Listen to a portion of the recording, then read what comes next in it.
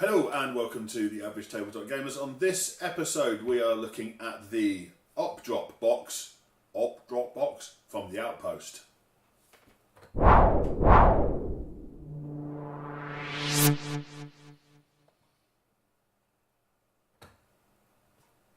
Hello, welcome to the Average Tabletop Gamers. I'm Ben. I'm Sven. And I'm Ian. And on this episode, as I say, we are going to be looking at the Op-Drop box from the Outpost. The Outpost is a war game and board game shop in an independent retailer in Sheffield. And they have started this Op-Drop. So, what is it? It's a mystery box. So they are themed. They're released monthly. It's not a traditional subscription model. It is a case of they have a number of these mystery boxes available, and when they sell out, and they're available for a month at a time. And I say they are themed, so there's generally a theme. So this is October's box, the one from October 2018, in case you're watching this in the future. Ooh. So was this their first one, or have they been doing this for a while? I think they've had a few before this. So I know September's box was World War II themed, I believe, and had loads of flames of war and things like that in it. So this one, I can't remember what the actual theme on the box was listed as, but I guess it's... So, start off, I guess, with a price. So, it's $29.99 plus I think you pay a bit of shipping or a bit of VAT in with that. So, it'll just over the $29.99 to get the box. And they normally get shipped out just after the end of the month. So, I think you have up until about the 29th of the month, or it is, to buy it, and then they go. But I say when they sell out, they're gone. So it's kind of limited release of them. And is it a true mystery box, or do they actually advertise what you will guaranteed get in there? No, so I think you're guaranteed to get a certain value's worth of stuff. Right. And there were a few teasers put out of some of the items on some websites here and there. Because I thought I'd seen actually like a slow release of what some of the bits and pieces I think there was a few teasers put out on some websites, and I think the Outpost might have even done it via their own Facebook page at one point. But yeah, so you don't know exactly what you're going to get when you order it, but that's part of the fun of this, because you're getting it heavily discounted. So you take your chance. Yeah. So I guess. Well, let's actually go on. So obviously we've already opened this. It doesn't come. No, thanks to the Royal Mail or whichever delivery service you're using. I think this was Royal Mail, so yeah. So we'll probably need to tag Royal Mail in this post now, just to make sure that they get the credit they're due. Other delivery services are available. So I guess we'll start with the biggest thing in the box. So this is probably the bulk of the box, and it is the Farmers Guild, or the Honest Land, for a game called Guild Ball. Okay. So not a game I've played, but the miniatures are really, really nice. And it's a reasonable chunky box as well. It's actually some quite sad one, but some quite nice packaging rather than just your cold images. It's actually a nice windowed box. You can really see the miniatures and the content you're getting in there. And with that box itself retails for around about £30. So already you've got the price of your box there. So whether you're a Guild Ball player, whether it's a game you're looking to get into, or whether it's or whether you're just after some nice models to paint, because those models are really nice. Yeah. I mean, I think from a little bit of research, it sounds like it's a skirmish ball game. I mean, like your Blood Bowl. It's a fantasy soccer game. So, for want of a better diving straight phrase, as you'd expect from I know that. It's pretty big. I certainly know a lot of people that play it, and it does have a big league scheme and amount of players around the world. I'm from the at some lovely miniatures there, and the usual thing. So in that package, you've got some miniatures, you've got some cards. I've got a little bag of black clips. So probably be for the dials. Yeah, so some dials in here as well. You push together dials very much like you get with your fantasy flight games. Yeah. And things. So none of us play Guild Ball, and if Ian keeps losing bits, none of us will. Either. But this is certainly a nice start, to get something that will give you that little bit of, And a bit of advertisement actually in there as well. So, free to download rules. I don't know if you'll see the image there, but very. So we need to put the close up. Sorry, I'm putting this down. Very, very similar to sort of Blood Bowl with kind of the pitch and the teams playing. Actually, might be one to check out because those are some very, very nice miniatures. They are. So these are really. These Didn't were want that really nice miniatures. We'll get him in a minute. Where have he's gone? Yeah. Okay. They'll find him. We'll find him. We'll find him later. So look, But they're really nice. What's a bit strange is that small section of cards are the cards you actually need to play the game. Right. And that section of the cards is the one if you want to learn a new language. Because it seems that you get one set of cards, I'm assuming one for each of the players that you have there. Okay, yeah. And then it looks like we've got French, we've got German. That's really handy. We've got probably Italian. So yeah, we've got a bunch of languages there, which is nice. And to be fair, you've actually got all the different. The contents are listed out on complete in the back in different languages. So again, you're going to end up probably with a load of cards you're not going to use, but I think the fact is that always recycle if you're not using them. They've made it so that play a European League. There you go. Do you want to have a look at some of those on close up? If you do close up, I'll hunt down around here on the floor for our. Okay, let me put some miniatures in close up. So, a lovely little miniature in the traditional farmer's guild with a big rake and a basket full of turnips on his back from the looks of things. You've got a big guy. Looks like a meathead Wolverine. Yeah. So yeah, they've all got their own character cards here as well. I don't know if you'll see that one. That's I think that's the ball. It's a pumpkin. Just turn it. Yeah, there we go. Oops, my clumsy hands. Cool. Yeah, so you do get like themed. It's in the same way that when you get your Blood Bowl team, you get a themed ball. If we just pop those and some bits and bobs for it. So those are the player cards that you get, which are really nice cards, and it's good quality card stock. And I say you do get enough of them to, for each of your players. And again, as I say, if you do fancy learning Spanish or French in your spare time. And one of the players here that we managed to miss is the chicken. Yes, so called Peck. There's a chicken. A chicken model, which is quite nice. There's a special ability called Cocky. And you do get, I'm assuming this is some kind of token that you use in the game. It might even be one of the goalposts, I think, because I think it was on the contents box that mentions the goalpost. But yeah, there's a nice little themed goalpost there, which looks like it's a. So, I mean, it's 30 quid. Obviously, 30 quid is kind of a standard amount of money now for a game product, or an add-on like a new team for Blood Bowl, it's kind of around the Games Workshop price point, etc. So, 30 quid to me certainly doesn't seem like an unreasonable amount for that, and there's the keep it in lid. And I actually think this was one of the things that I'm sure was kind of hinted at in their, we've got this coming and this is maybe something you're going to, those cards do not sit inside there, they sit inside the lid. So if Guild Ball was something you were interested in, just buying that box is paid for the price. This covers the price of that box. Everything else is a bonus. And another game for us to have a look at and decide if we want to spend a load more money on it. So the next thing out of the box we've got is the Beyond the Gates of Antares. I don't know if that's how we pronounce it. Antares, which is so it's produced by Warlord Games, and the game itself is a miniatures based game. It's like their kind of sci-fi.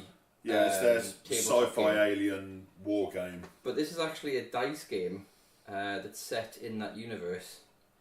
There's only one thing for it. Crack it open. So I'll do the honours. So I mean, I've never They don't trust me with a knife. I've never played Beyond the Gates of Antares. I've seen it. I don't trust him either. I've seen it a lot because of obviously. the Warlord newsletters and looking at the Warlord website. And the minis look lovely. As you say, that's with a lot of Warlord stuff, lovely set of minis, isn't it? Yeah. And I'm assuming this is going to be your standard kind of pressy look dice game, but so I'm wondering if they've done the clever marketing thing of the cards will just be images of their miniatures.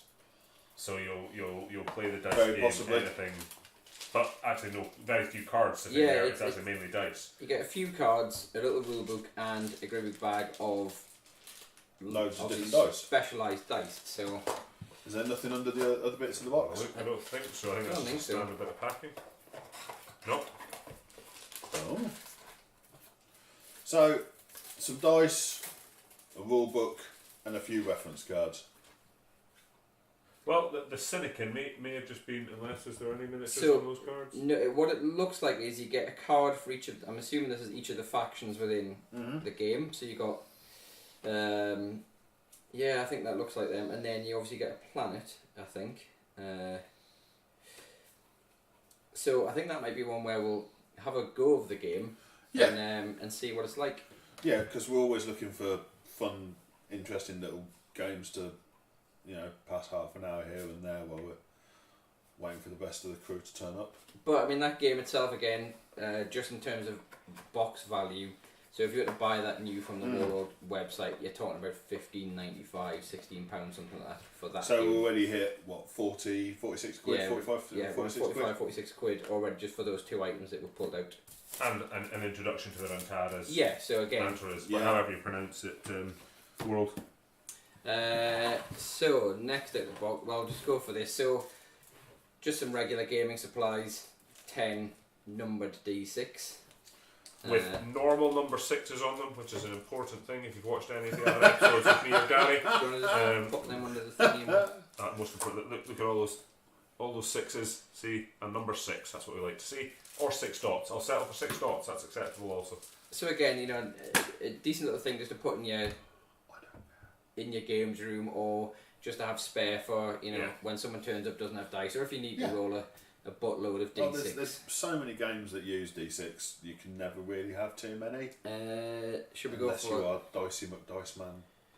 Okay, so next thing we get in the box is a number 3 size pure Kalinsky Sable brush. Didn't he play for Black Hawks? Whee. Thanks very much. Been practicing that for hours. So yeah, I mean that's a decent base coating brush. Kalinsky Sable, which is the same kind of it's sable you're going to get top end. top end brushes. It's top end painting brushes. It's one of those like triangular kind ergonomic of shaped brushes. Yeah. Which I'll give it a go. I'll put it with me other brushes and it'll be used. And as someone who almost never paints a miniature or picks up a brush, it's incredibly comfortable to hold. I could see me holding this for seconds, but again, that's putting probably the miniature and the brush down and watching some television instead. It doesn't look like a branded brush. It's not like a Winsor & Newton or anything like that. However, it's still a good brush. It's still £5 worth of brush at least. So along with the brush, we've got 2 pots of paint. So we've got a number 4 black and a number 5 white. And these are just from Miniature Paint, and it looks like it's from Games make a number Craft. 9 grey. That was a maths and colour joke. Thank you. So we've got... Moving quickly on. So yeah, there's a pair of acrylic paints from Games Craft in Bootle. And Bootle, yes. Now, I may be mistaken, but I think those are the range that the Outpost are stocking themselves now. So, yeah, interested to see how they apply, how they work. I mean, that may answer my question: is have you actually used these paints? I haven't yet. They are on my to give a try list. A little bit annoyingly, it isn't a dropper bottle. No. And it's a weird. So it's not even a bottle that's easy to put a paintbrush into, like a Games Workshop style bottle. Yeah. Probably a good one if you're an airbrush painter, because you'll be transferring from that into your... Yeah, and that might be what they're for. I'll certainly have a little investigation and check out that particular paint. Well, black and white never comes in wrong. when on everything, because you're going to be priming or you're going to be highlighting, and you use a lot of black, lot of white. So again, useful little addition to your paint store. So the next one, so we've got a couple of bits left. We have got, this is from TT Combat, and it's one of their tabletop games Fantasy Heroes range. And we like TT Combat, Rumble Slam, a lot of the MDF sceneries that they do as well. They do some good stuff, and just a perusal at the quality on that mini, and there's certainly nothing wrong with the quality of it. Yeah, so this is a barbarian hero that is listed as it's a multi-part resin model.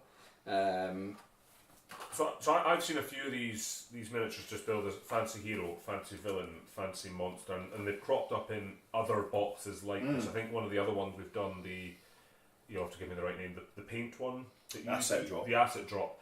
They do one of their subscriptions has a figure attached to it. I don't know if it's the same one, but it seems to be almost the generic.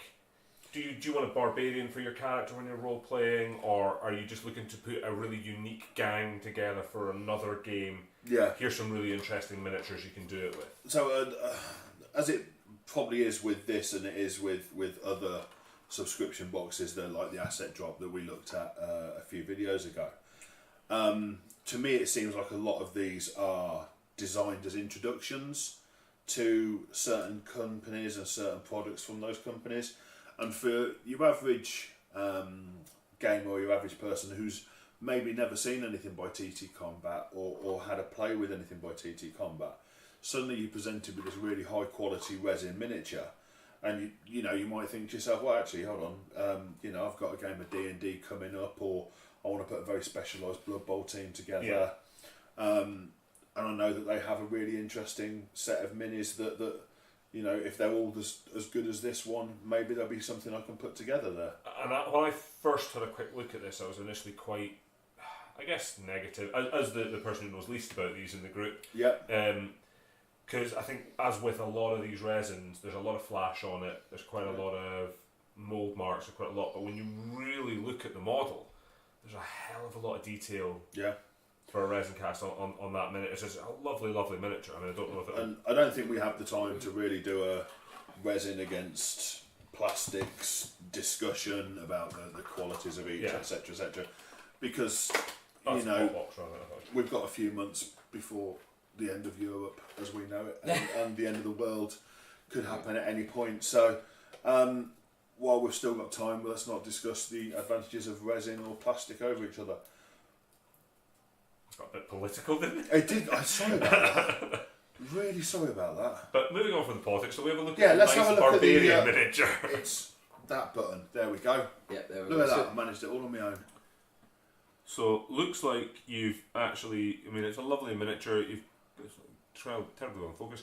You've got couple of different weapon options actually from the look of it. It's two separate arms. He's got a hammer arm and.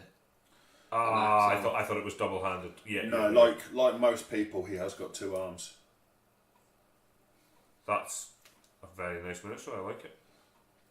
We shouldn't have had that on close up there. That's fine. But yeah, so I mean, as you say, it's like a generic barbarian type character that you could use it, say, for you could basically sub into. You probably get away with using Age of Sigmar, doing it's certainly kind of chaos. Yeah, so my initial thought looking at him is a chaos figure, or stick him in a Blood Bowl team. Any of your like 32 kind of mil games will be good. Or as you say, D&D is a physical representation of your character or whatever you like to do with those kind of things. But again, quite a nice model. So that brings us left one remaining miniature in the box. So this is the War Machine Mercenaries character, and this is Reinhold, the Gobber Speculator. And it's War Machine, they're kind of... So War Machine... Is that Mantic Games? Yeah, so War Machine is Mantic Games. It's their fantasy skirmish style game. Is it kind of almost steampunky? It is along those lines. Yeah. And Mantic being another part of the Nottingham Games conglomerate, with a load of ex-GW Yeah. staff there. So you can really tell kind of the influence of those guys in the way that this is sculpted and then cast on as well. Yeah, so like just the face on the goblin reminds me of the kind of late 80s Games Workshop goblin drawings you used to get in the White Dwarf and things like that. Like the really pronounced like lower jaw and like big lips and things like that. But I mean, he's a great little mod. So he's a little goblin with looks like a kind of a telescope and a bowler hat, trench coat, telescope, little bag. Well, he's a speculator, isn't he? Yeah. He's going out speculating.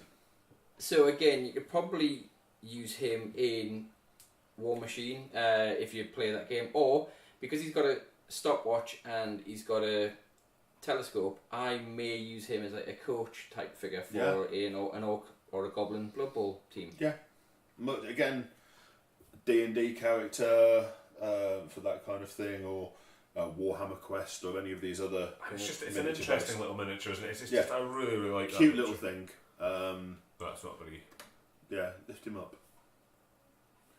You lift him up. Yeah, again, a cute little miniature. Loads of character to him, like a lot of those old late 80s, early 90s Games Workshop creatures had. So you can see the massive influence on them there. And again, you know, you're probably looking best part of £5. Yeah. For him as as he is. And there's that.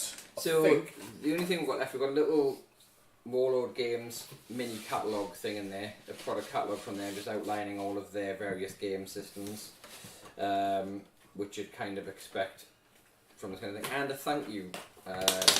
So there you go. There's the Outpost, and there's a little thank you to saying, you know, we're supporting friendly local gaming stores and communities.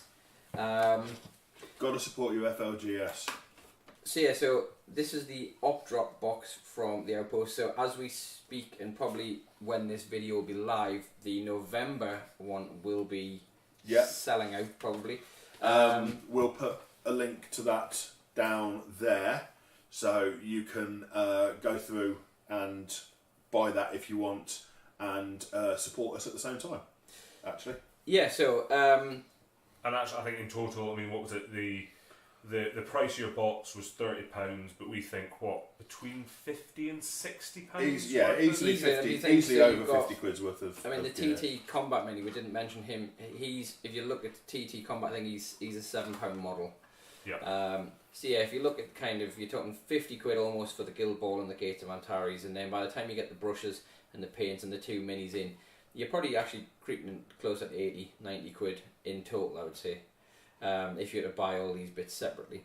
I mean, for me, it's a great box. I was well chuffed to get those bits. To say, even though I don't play Guild Ball, you know, they're really nice models. It's the kind of thing that I'm really into painting at the moment, is a small, detailed skirmish things like Shadespire and little setups like that. So I'll quite happily sit and paint those, and they're really intriguing little models. I really love the little the pumpkin head, the pumpkin ball, and the little jack-o'-lantern guy. Yeah, I think for me, Guild Ball's the one I'll probably do a little bit more digging in tonight once we're finished, and just. Is that because there were balls that you can suck the fun out of? Absolutely. Did you see the cards? Yeah, those cards. I think for me again, it'll be Guild Ball. Having a look into that, seeing if it's something that I want to explore a bit further. Be interested to give those paints a go as well. Always after a new paint selection. Just some nice little bits and bobs to kind of have a little bit of an explore and certainly pique the interest. And I say there's a lot of different variety in there. So, if you are like the Gates of Antares game, it's probably a game that if you've got mates who aren't hardcore tabletop gamers and that you just want a quick dice game to play, that's the kind of game that you can play with them. If you're into your painting, you've got some nice models to paint with. If you're into your tabletop gaming and you want some models to actually use inside your games, inside your armies, you've got some nice character models there. So there's something for everyone in there, which I think that's the joy of this box over some of the other mystery box type things I've seen where they are very themed.